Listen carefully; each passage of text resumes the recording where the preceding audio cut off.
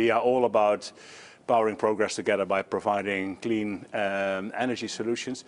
And that doesn't necessarily mean energy in bulk. It actually also means providing access to energy for people who don't have it. So what I'm going to announce today is a goal that by 2030 we will provide access to electricity to 100 million people who do not have it today. So we will make our contribution, but boy, we have 2 billion people still to go that have not access to modern energy as we know it.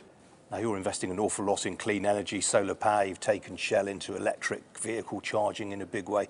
What proportion of your capex is that taking up? Well, the whole new energies business, as we call it, which is indeed renewable power, but also biofuels and hydrogen, etc. We set up to $2 billion by 2020. This is a nascent business for us. We call it an emerging opportunity. And of course, if you really want to make this one of the 4 main threats for Shell, oil, gas, chemicals and renewable power, this will have to step up. But you cannot step it up immediately. We have to learn how to put integrated value chains together. We have to understand how we can make strong returns in this business. And only then, I think, we can step on the gas, so to speak, and accelerate.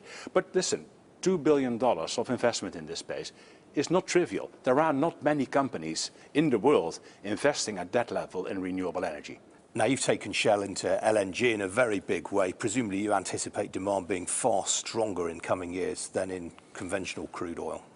Well, absolutely. If you look at the conventional oil and gas part of the energy mix, we are going to need it for many years to come. We believe that power is going to be, or electricity is going to be, the energy of the future. In this century, we will see electricity probably be 60% of the energy mix, so 3 times as large as what it is today. But in the meantime, we will also see for a very long time oil and even longer gas play a role. Now, if you look at gas, which will continue to grow much faster than oil, within gas, LNG is probably the fastest growing energy source, energy carrier, primary energy carrier. We want to indeed play big in it. We want to make sure that whatever we do and build is going to be sustainable for the long run. So that means that it has a very competitive cost of supply, but also a very low carbon intensity. So take the project that we just sanctioned in Canada. This will be an LNG project with a carbon intensity that is half the nearest best project of that category. So we know that we are building things that are future-proof. Now, you just mentioned this project in Canada. That's a $12 billion investment. Does this herald a return of big oil into mega projects? Yeah, so what we said, this is a project where the plant will be about $1,000 per ton per annum investment level.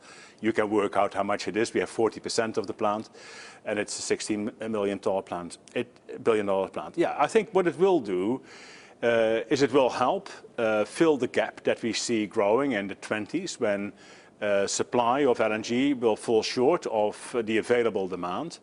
And we will probably need a few more projects to help fill that wedge that is growing up. We've seen that coming for a few years. We have been working on a number of opportunities to mature and take an investment decision. LNG Canada is one of the first ones in that family. Is there a risk that crude prices having risen so strongly, oil companies lose their discipline in terms of how they allocate capital? I'm sure that risk is there, but that risk will not apply to Shell. We are very, very clear. We have set $25 to $30 billion is the range within which we want to invest. As, of course, we have been through a period of very tough oil prices, we have been investing right at the bottom of the range. But I've also been very clear, $30 billion is a hard ceiling, and we will not go above that ceiling. And what about the future direction of crude prices over the next 6 to 12 months? Anybody's guessing. And I think it's probably fair to say that the fundamentals will support sort of oil price levels that we are seeing today. $80 is not an unreasonable price. We have to build new supply capacity to meet growing demand, but also to offset shrinking supply all the time. So, we will need the strong oil prices that we are seeing today to avoid another price spike in the future when there has been significant underinvestment.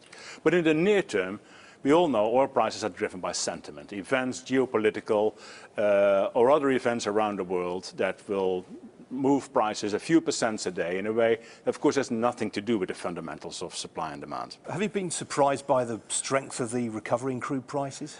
Yeah, a little bit, I would say. I think, first of all, I've been surprised that it took a little bit longer to come back. But I think now that it is coming back, certainly the run-up that we have seen in the last few weeks has been very strong.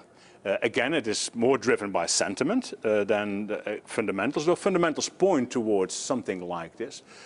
And of course, a rapid rise in prices is not good for anybody. It will indeed, as you hinted to earlier, it could bring, again, inflationary pressures. It may also bring inflation in general. But it will also bring potentially shocks or difficulties to the economic system. Nobody is served by that, also not companies like us. We like a stable environment, a stable oil price, so that we can plan our cash flows in a sensible way, and we can also plan our capacity, our resources, our people in a sensible way.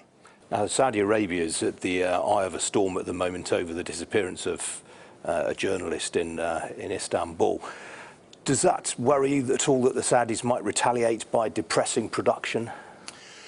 Well, of course, we follow this closely, and not just because of the point that you mentioned that this may lead to further geopolitical tensions and that may affect the markets. But developments like this are, of course, developments that keep everybody sort of glued to their phones and understanding what's going on, and we are among that. Let's hope that these things will clear themselves up. We understand what really happened there, and that indeed, nothing happens to the security of supply in the energy system. I think again that would be a very unhelpful outcome for everybody concerned.